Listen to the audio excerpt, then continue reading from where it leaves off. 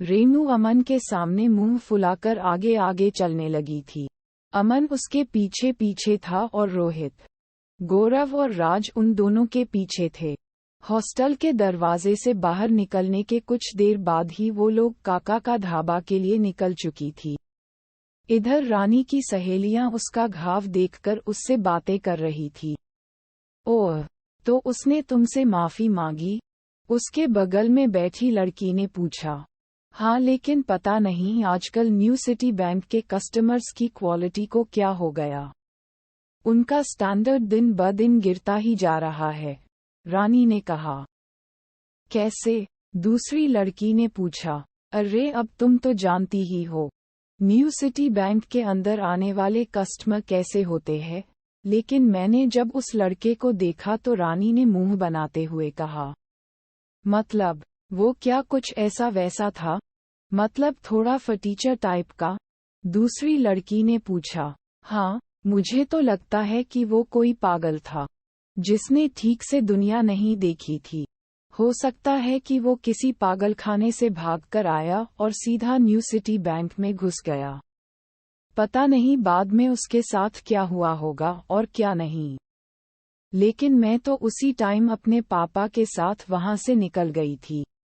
लेकिन अब अगर दोबारा मुझे कहीं मिला और उसने ऐसी कोई गलती करने की कोशिश की तो मैं सच बता रही हूँ, वो अपना चेहरा किसी को दिखाने के लायक नहीं रहेगा। रानी ने अपनी मुठियों को गूंजते हुए कहा। एनीवे, क्या तुम लोग भी इसका टॉपिक लेकर बैठ गए? वैसे भी हम अब कभी नहीं मिलने वाले हैं। अरे यार, यह रेनू और इसका बॉयफ्रेंड कहाँ रह गया? और कितनी देर इंतजार करना पड़ेगा? यहाँ पर मुझे तो बहुत ही गर्मी लग रही है, रानी ने कहा। वैसे मुझे तो रेनू का बॉयफ्रेंड बहुत ही अच्छा लगा यार। वो स्मार्ट है, उसके पास हाइट है और वो पतला भी है। मुझे ऐसे लड़के ही ना जाने क्यों अच्छे लगते हैं। अगर अमन के जैसा कोई उसका रूममेट भी निकला ना, तो मैं पहले ही बता देती हूँ कि वो मेरा रहेगा। सिर्फ मेरा, मनीषा ने कहा। जब से उसने अमन को देखा था, तब से उसे रेनू से जलन होने लगी थी। ओहो, देखो तो दीदी की कैसे जीभ लपलपा रही है।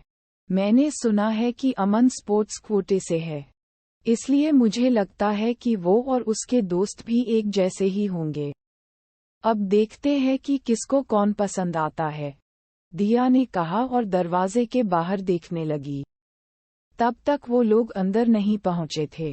जब तक वो लोग अंदर आते, तब तक रानी उन्हें अपने नए मोबाइल के फीचर्स दिखा रही थी। तीनों लड़कियों ने उसमें ढेर सारी सेल्फी ली और फिर जब वो आखिर में वेटर को बुलवाकर उससे एक ग्रुप फोटो खींचवाने ही वाली थी कि तभी रेनू, अमन, रोहित, गौरव और राज अंदर आ चुके थे। इससे पहले कि राज पूरा अंदर घुस पाता, उसने रोहित से कहा, तुम लोग जाओ, मैं जरा वॉशरूम होकर आता हूँ। उसे याद आया कि उसकी पेंट पर कीचड़ लगा हुआ था, इसलिए वो उसे साफ करने के लिए वॉशरूम में चला गया था। इधर रोहित और गौरव ने जैसे ही रानी, दिया और मनीषा को देखा, उन दोनों की आंखें फटी की फटी ही रह गई थी। गौरव की तो चाल ही धीमी हो गई थी और रोहित ने अपनी कांपती आंखों को छुपाने के लिए ऊपर चश्मा पहन लिया था। अरे रानी, दिया, मनीषा, किस बारे में बात हो रही है भाई? पता है तुम्हारे हंसने की आवाजें बाहर तक आ रही थी। इतना कितना जोर से खिलखिला रही थी कि पूरा ढाबा ही गूंजा दिया। रेनू का मन उन तीनों को देखते ही मस्त हो गया था। रेनू की बात सुनते ही उन तीनों ने रेनू की तरफ देखा। उसके पीछे ही अमन खड़ा था और अमन के पीछे गौरव और रोहित खड़े थे। जैसे ही उन लड़कियों की नज़र गौरव और रोहित पर पड़ी, उनकी जैसे बत्तीसी ही गिर गई। उनका चेहरा लटक गया था और वो तीनों हवा सा महसूस कर रही थी। उन्हें जैसी उम्मीद थी, वो दोनों लड़के दूर दूर तक उसके आसपास भी नहीं थे और इसी वजह से एक ही पल में निराशा ने उनके मन को घेर लिया था।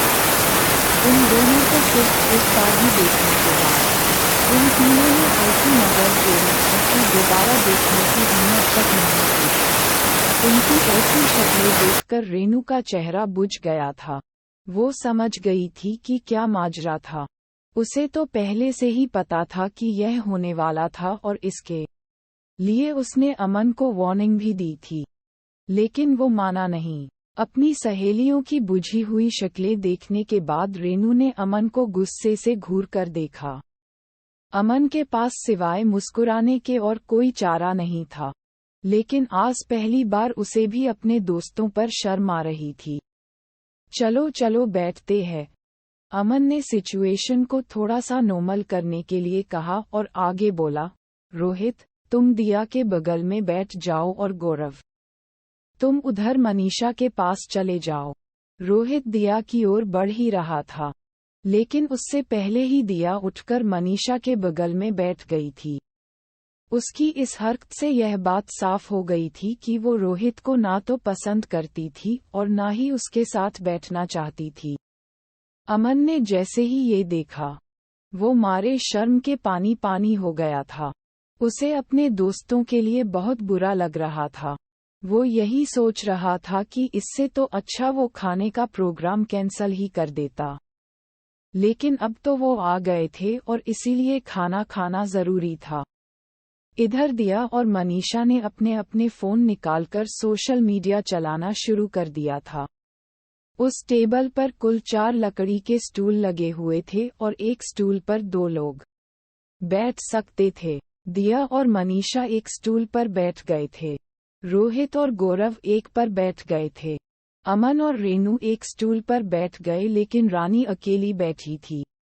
रानी को अकेले देखकर अमन और रेणु दोनों ही चौंक गए थे। रानी उन सब लड़कियों में सबसे सुंदर थी और साथ ही वो सबसे चूजी भी थी। उसके पिता के पास खूब पैसा था और इसीलिए उसे ऐसी वैसी चीज पसंद नहीं आती थी। अब ऐसे में अगर राज रानी के पास बैठता तो फिर क्या होता? ना रानी को पता था कि उसके पास राज बैठने वाला था और ना ही राज को पता था कि रानी के पास ही उसकी सीट खाली थी। भले ही राज उतना खराब नहीं दिखता था जितने उसके बाकी के दोस्त दिखते थे, लेकिन उसके कपड़े उसकी पर्सनैलिटी की मट्टी पलित करने में लगे हुए थे। अरे जल्दी जल्दी खाने को कुछ मंगवाओ, बहुत भूख लगी है। अमन ने उन सबके बीच पसरे सन्नाटे को चीरते हुए कहा। लेकिन रेणु का गुस्सा अभी तक शांत नहीं हुआ था और उसने अमन को फिर से घूर कर देखा। लेकिन तब तक इधर दिया और मनीषा ने मेन्यू उठा लिया था और मोबाइल से अपनी नजर हटाकर मेन्यू में घुसा लिया। इतने में रानी ने अपने बालों को ठीक करते हुए अमन से पूछा, रेणु को बता रही थी कि तुम्हारे साथ 2 नहीं 3 लड़के आने वाले थे, तो फिर वो तीसरा लड़का कहाँ है?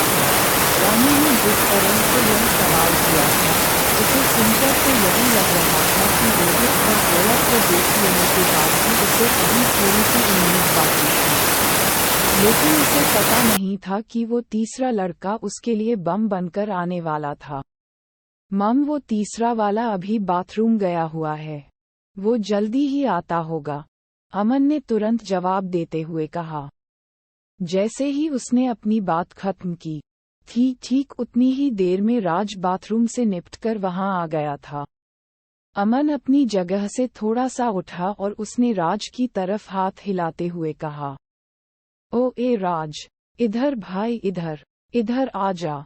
जैसे ही रानी, दिया और मनीषा ने अमन की आवाज सुनी, वो सभी राज की ओर देखने लगी। लेकिन दिया और मनीषा को और एक बार निराशा ही हाथ लगी थी, इसलिए उन्होंने उसे देखते ही फिर से अपनी गर्दन नीचे कर ली थी और वो मेन्यू देखने लगी थी। लेकिन रानी ने जैसे ही राज को देखा, उसकी आंखें फटी की फटी रह गई थी। उसका मन कर रहा था कि वो टेबल पर अपना सिर दे मारे। इधर राज भी उसे देखते ही पहचान गया था और उसकी आंखों में देखते हुए ही वो आगे बढ़ता जा रहा था। वो समझ गया था कि रानी को उसे देखते ही उससे नफरत हो गई थी। जब राज को और कहीं बैठने की जगह नहीं मिली तो वो आखिरकार रानी के ही पास जाकर बैठ गया था। रानी ने जैसे ही उसे अपने पास बैठते हुए देखा तो वो उस छोटे से स्टूल में भी उससे जितनी दूर हो सकती थी उतना दूर होकर बैठ गई थी। उसे अंदर से तो राज से बहुत घिन आ रही थी। रानी क्या हुआ? रेनू ने रानी की शक्ल देखते हुए पूछा। वो उसके चेहरे के हाव भाव को देखते ही समझ गई थी कि रानी को कुछ तो हुआ था जो वो अपने मन में छुपा रही थी। तुम लोगों कहोगे कि मेरी जैसी लड़की की किस्मत इतनी खराब कैसे हो सकती है, लेकिन यह वही लड़का है जो मुझे न्यू सिटी बैंक में मिला था। अरे बाप रे, यह वही लड़का है? दिया ने पूछा।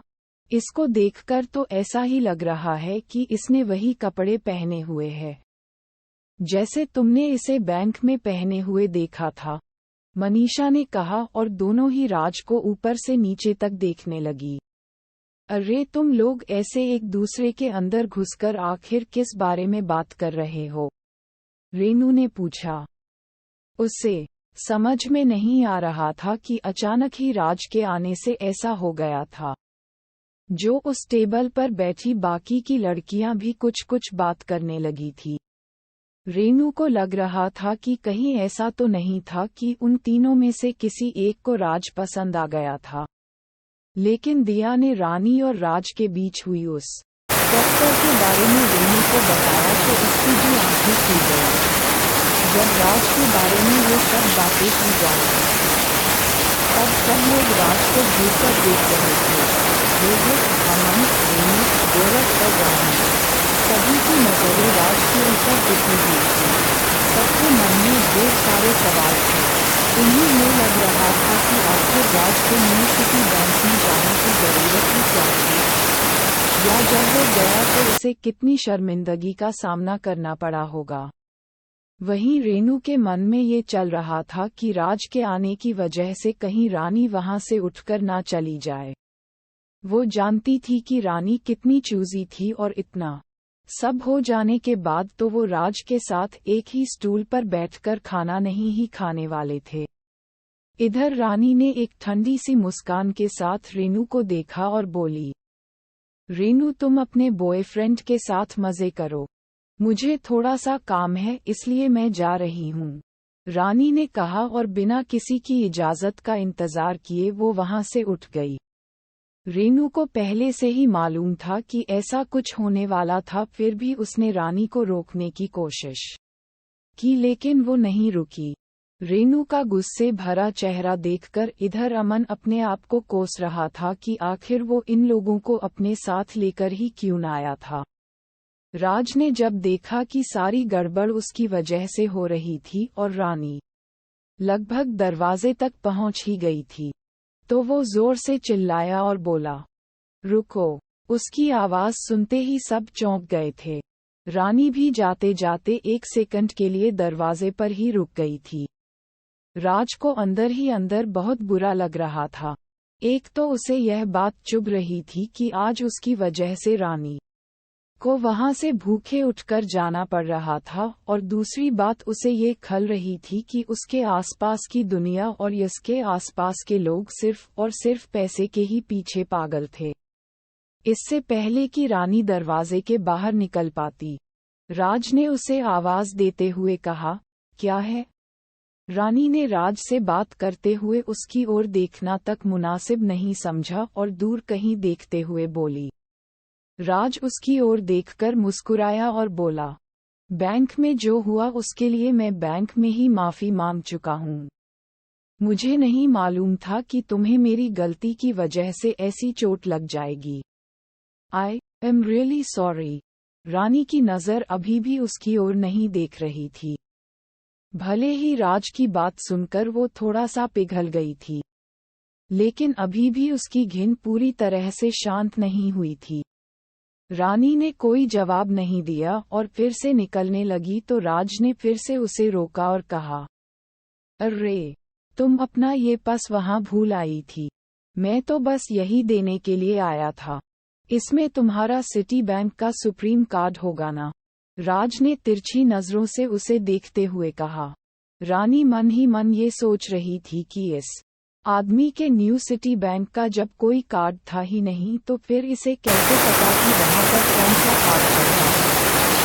हो सकता है मैनेजर ने इसे भगाने से पहले इसे समझा दिया हो। रानी ने अपने मन में सोचा और निकल लिया। राज अभी भी उसी जगह पर खड़ा था।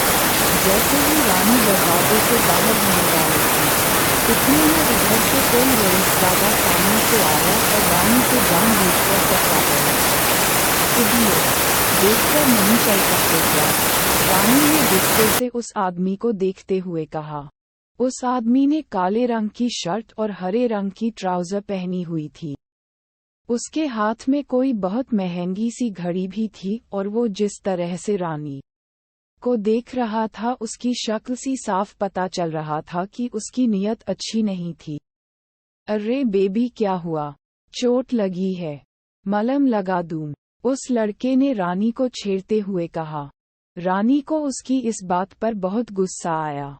एक तो वो पहले ही सुबह की अपनी चोट भूली नहीं थी और उसके बाद इस आदमी के टकराने के बाद उसका गुस्सा और बढ़ गया था। इतना कहते ही वो आदमी रानी की दिया में आगे बढ़ने लगा था। राज रानी से थोड़ी ही दूरी पर खड़ा था। सभी लोग बस देखे जा रहे थे।